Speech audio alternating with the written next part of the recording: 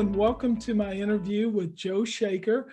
Joe is the CEO of a company called TruVideo, but he also has a unique background in automotive, and he is still a dealer principal to this day. So, Joe, welcome to the interview, and please give us a little bit of your background. And most importantly, tell us why TruVideo was something that you were passionate about and you felt like it was really important to establish a more trusting relationship with your customers. Great. Well, thanks, David. I appreciate you having me. And yeah, the Shaker Auto Group is my main business, and it's what I've done my whole life. We have 7 locations in Massachusetts and Connecticut, the New England area, sell 7,000, 7,500 cars a year, and do north of 200 million. So we're not big, we're not small, and it's just a great group. So I started TruVideo. The idea came around 5 years ago, and I saw that our business is always getting disrupted, and it was TrueCar, and everybody wants in the car business and new car dealer business, and right now we deal with Carvana, and I looked at what really made dealerships different, and it wasn't that we effectuate transactions and we make them work, and we handle all these weird parts of a sale, but in service we really are able to take care of the car, and it's an important part of our business. And I thought the next thing that would get disrupted was service. And again, trust is a pain point. The software people always talk about it. It's a pain point for thousands of years, and it's never been solved. So I saw the use of video, and I thought about it and said, look, let's give it a try. Before I did that, though, what I did was I called some of my best customers. And when I called my best customers, it was very enlightening because everything went great. I was pulling repair orders. I was actually just calling him and asking him how things were. And every customer had a great story. 3 cars, 2 cars, 5 cars that they bought. It was awesome. And they even knew the service advisor by name. Like, it really couldn't have gone any better. And luckily I was grabbing some of our best customers. The problem was when I got to the end and I asked my last question, I actually said, thank you so much for the kind words. But I just have one last question. Did you ever have any doubts you needed these repairs? Because, it is $1,500 on this repair order.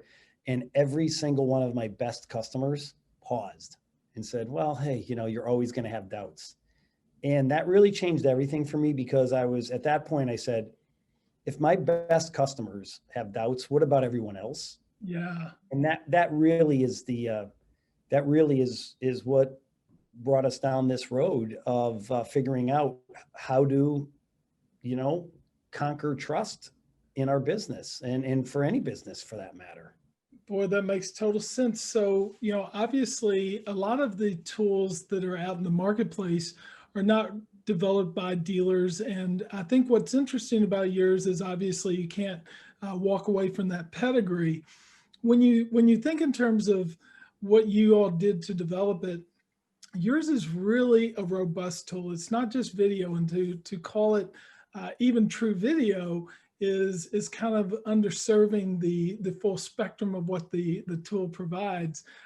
So talk us a little bit more through the elements as this progressed from, I want to build trust, to what you've done as far as the development of the software and some of the elements that surprised and actually now delight your customers. Yeah, it's kind of a funny story. So one of the things that happened was I had a friend who sold, was a technologist and had 2 really big exits. And he's really the brains of the operation. So we had a car dealer in a technologist that's unbelievably smart, because frankly, I couldn't do it without him. I don't have that technological background. And then what we did, which was really smart, I think the number one experience that him and I have is we don't want to build anything based on what we think the world needs. So we tried it out with 50 locations, my dealerships, a bunch of guys and gals from 20 groups, independent repair shops, and even retail locations for the sales side. And what we did was we really built the software around technicians, service advisors, service directors. And that was really probably the best move we made. That really was our experience. Our experience was knowing that us, the two of us, weren't smarter than 500 other people that could help us Sure. develop this. And then what we did is in developing it, we knew that it needed to be robust. We needed the customers to see things in high definition, and we needed to deliver it on a platform like texting. We can deliver it in email, and we have the ability to deliver it on multiple other platforms in the future. We haven't loaded yet, but already have been approved for. So Yeah. it's the different channels as people segment, but we knew how to deliver it in a link and provide a high definition video for the client, and then provide the engagement analytics for what actually happened when you did send it.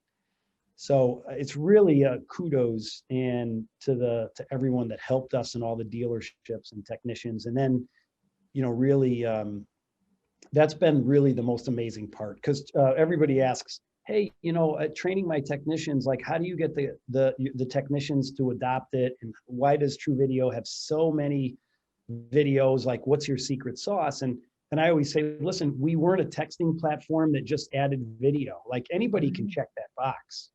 But we started our business contemplating how we get videos taken. Because if you take videos, here's the proof right now from OEM data and from our data from dealers, and there's OEMs that are taking 500,000-600,000 videos a month Yeah. right now under our service. If you take videos, the sales go up, the customer satisfaction rises simultaneously, intent to return, net promoter scores are going up 7 points, Wow. and people are spending an average of $58 more on a repair order. So if you can do all that and build trust, the real secret is who can take the most videos. Sure. Well, so what's interesting is if you look, it looks as though you must have started in service and saw that as an opportunity. So was it years, months, weeks, days before you started doing it up front in the sales department?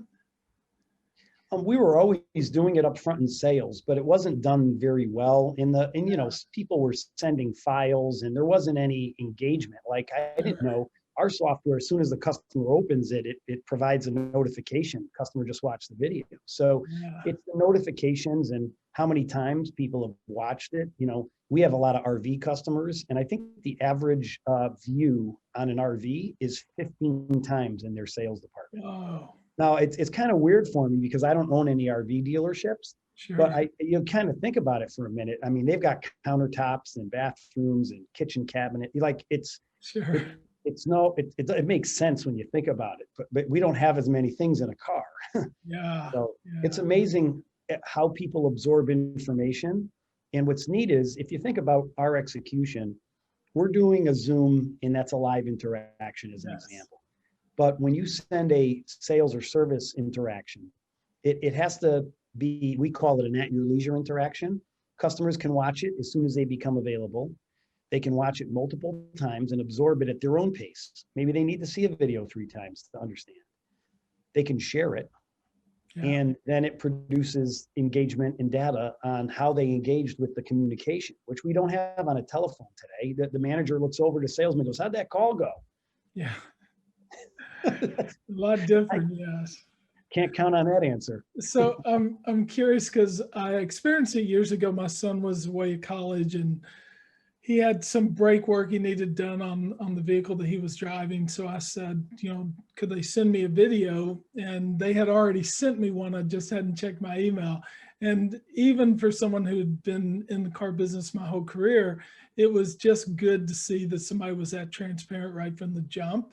And it built trust, as you alluded to, even with me. So I'm curious, uh, in your service side, you've got all the tools to where you can invoice and you can interact and do a lot of variables like that. But with digital retailing on the forefront, and you and I both know that there's 40 or 50 tools out there, what's in the makings for the future to where you all will turn this into a digital retailing platform? Well, we're really not trying to be digital retailing platform, and we're not trying to be a multi-point inspection. Sure. One of our dealers said it best. We have a big dealer group, and the dealer told me the MPI was supposed to 70% of customers defected after the warranty expired when we started the multi-point inspection, and today 70% defect.